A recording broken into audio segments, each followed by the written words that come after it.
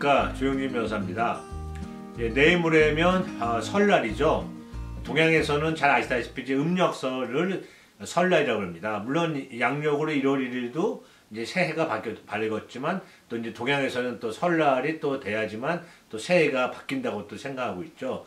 다시 한번 2022년 새해를 맞이해서 시청자 여러분 항상 늘 건강하시고 즐거운 일만 가득하시길 기원합니다. 그리고 참 새해 복 많이 받으시고요. 예, 그동안 이제 영상을 많이 올리지 못했는데요. 특별히 이민에 관해서는 특별히 업데이트된 게 없습니다. 그냥 플랜 C가 거부되고 나서 그냥 계속 그렇게 돼 있고요. 주춤한 상태로 있고요. 이민 외곽 단체, 이민에 관계된 외곽 단체에서는 계속 이렇게 있을 거냐, 어떻게 뭘 해야 된다, 이민의 개혁을 해야 되지 않겠냐 말을 하고 있는데 현실적으로 그거를 관철시킬 만한 동력이 현실적으로 부족한 것도 사실입니다. 지금 민주당에서 상원의원이 50명밖에 안 되기 때문에 한 명이라도 이탈하게 되면 이게 더 문제가 발생할 수 있지 않습니까? 여러 번 말씀드린 것처럼요. 근데 맨신 상원의원과 시네마 상원의원이 어떻게 나올지 모르는 상황에서 섣불리 추진했다가 안 됐을 경우 거기에 대한 또 타격도 있고 이래가지고 좀 여러 가지 어려운 점이 많은 것 같습니다. 그래서 계속 보고 있는데요. 계속 이제 하고 있는데 그렇지만 또 새로운 건 없지만 또 안 되는 것도 아니고 지금 현재는 정체 상태라고 보시면 됩니다. 근데 그 와중에 이제 새로운 하나 뉴스가 있어서 이제 제 영상을 올립니다. 이민과 아주 직접적인 관계가 있는 건 아니지만요. 사실 미국 전체에 대해서 큰 영향을 미칠 수 있는 사건입니다. 이민도 전체적으로 봤을 때는 미국의 한 부분 아닙니까? 그래서 미국 전체에 영향을 끼칠 수 있는 사건이 발생되면 당연히 이민에도 직접적, 간접적으로 영향을 미칩니다. 어떤 내용인가 하면요. 미국 대법원 판사인 진보 판사죠. 브라이어 판사가, 대법원 판사가 이제 은퇴를 선언했습니다. 브라이어 판사는 진보의 대표적인 이제 대법원 판사로 클린턴 대통령이 94년도에 임명을 했죠. 거의 30년 가까이 이제 봉직을 해왔는데요. 아주 합리적이고 진보적이고 아주 이렇게 존경을 많이 받던 분입니다. 진보라 그래서 완전히 극단적이고 이런 것도 절대 아니고요. 아주 합리적으로 이제 사물을 보면서 이제 판단을 했기 때문에 많은 분들이 존경을 했죠. 근데 이제 잘 아시다시피 2020년도에 긴즈버그 대법관이 이제 사망을 했는데 그때 당시 트럼프 대통령이 예전의 전례를 깨고 급히 임명을 해가지고 게러스 대법관이 임명을 했죠. 보수 임명입니다. 보수파죠. 그러다 보니까 토탈 9명의 대법관 중에 현재는 6명이 이제 공식적으로 보수고 3분이 이제 진보가 됐습니다. 그래서 만약 요번에 브라이어 대법관이 83세인데 이분이 은퇴를 안 하고 계속 가면 만약 다음번 2024년도에 정권이 공화당으로 또 만약 바뀌었을 경우 그때 가서 사망을 하거나 은퇴했을 경우는 진보의 그 대법관, 진보 대법관의 지위를 하나 잃을 수가 있는 거거든요. 또 그런 문제가 있었기 때문에 사실 브라이어 대법관 보고 은퇴를 하라고 이제 많이 이제 권유했던 것도 사실입니다. 그렇지만 미국 대법관은 임기가 있는 것도 아니고 본인이 하고 싶을 때 그만둘 수가 있는 거죠. 랭캐스터 대법관 같은 경우는 사망할 때까지 있었고요. 스칼리아 대법관도 물론 이제 사망할 때까지 있었고 이렇기 때문에 샌드라 데요커나 수터 대법관 같은 경우는 자신이 이제 물러날 때가 돼서 난 이제 그만하겠다라고 물러난 분도 계시고요. 브레넌 대법관 같은 경우는 물러나고 제 기억에 한 2주인가 3주 있다가 아니 한 달인가 2달 있다가 돌아가신 걸로 알고 있어요. 이제 그런 식으로 거의 임기랑을 얻고 거의 이제 생명을 다할 때까지, 긴즈버그 대법관도 대표적으로 이제 생명이 끝날 때까지, 돌아가실 때까지 대법관 생활을 했었죠. 그만큼 어떤 권력의 임명자와 권력에 흔들리지 않고 소신껏 법을 판결해라라는 어떤 그런 명령 같은 거죠. 그래서 일단 대법관이 되면 거의 종신이라고 보시는 게 맞습니다.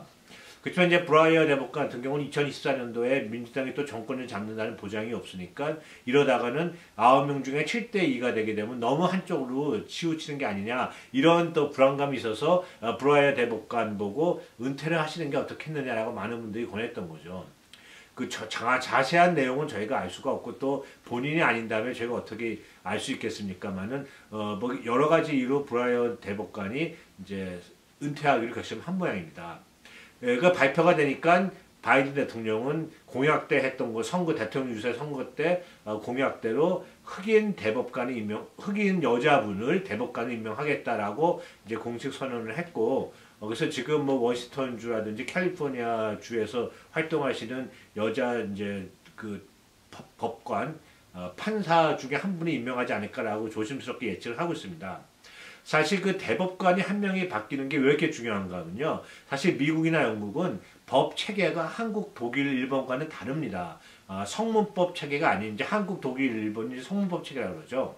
근데 영국, 미국은 영미법, 뭐 판례법 또는 불문법, 영어로 가면 커먼로 이런 전통을 갖고 있습니다. 물론 지금은 어느 한 나라가 100% 성문법 체계, 100% 불문법 체계 이런 건 당연히 없죠. 다 섞였습니다. 그렇지만 스틸 미국은 어떤 판례법의 전통이 많이 남아있기 때문에 법의 대법관, 특히 그 대법원 대법관을 법을 만들 수 있다는 법의 어떤 그 옳고 그름, 그러니까 법의 유효성을 정할 수 있다는 그런 면에서는 엄청나게 중요한 위치에 차지하고 있습니다.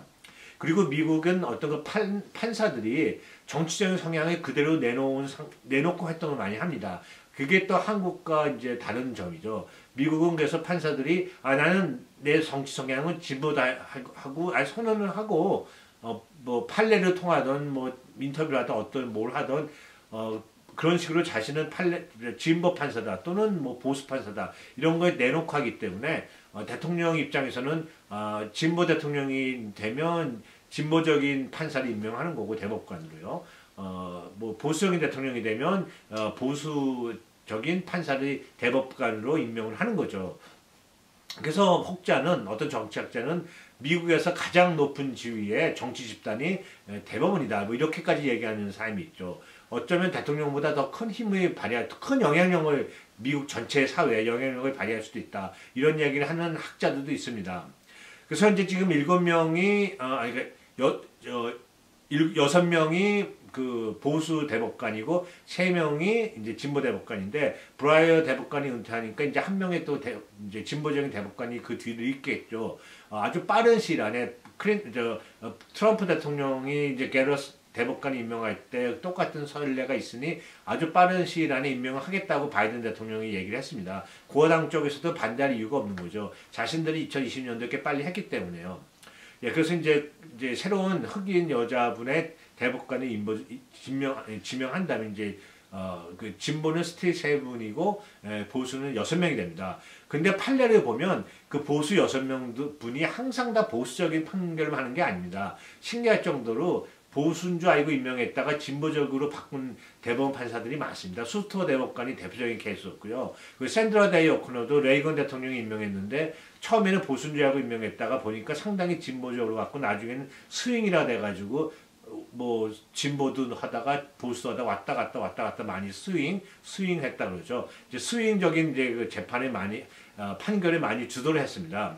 그래서 지금은 6명의 그 보수 대법관 중에서 로버트 대법원장이 상당히 생각보다 많이 이제 진보적인 판결을 많이 하고 있고요. 그리고 캐버나 대법관도 생각보다 많이 진보적으로 중간 쪽으로 와서 하고 있다 이제 그런 평가를 많이 받고 있습니다. 그래서 어쩌면 수터 대법관이 임명한 아버지 부시가 임명하고 나서 후회를 많이 했다 그래요.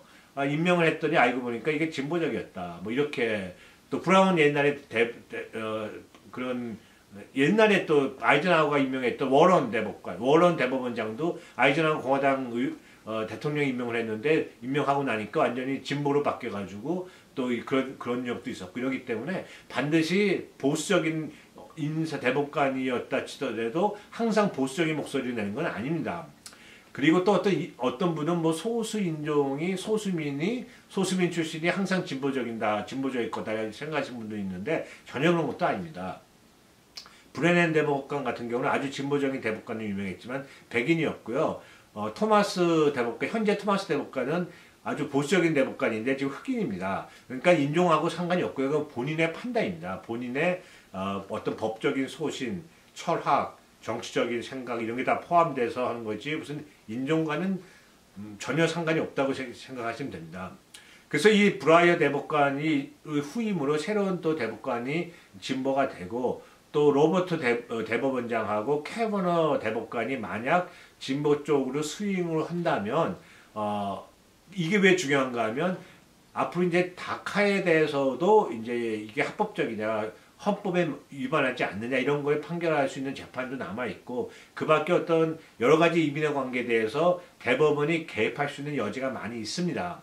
그런 면에서는 사실 소수민 입장에서 특히 불법 체류자 무슨 다카 이런 면의 입장에서 봤을 때는 진보적인 대법관이 대법원에서 많은 분이 계시는 게 더 유리할 수가 있겠죠. 뭐 100%라고 말씀 못 드려도 그럴 가능성이 높습니다. 유리할 가능성이요.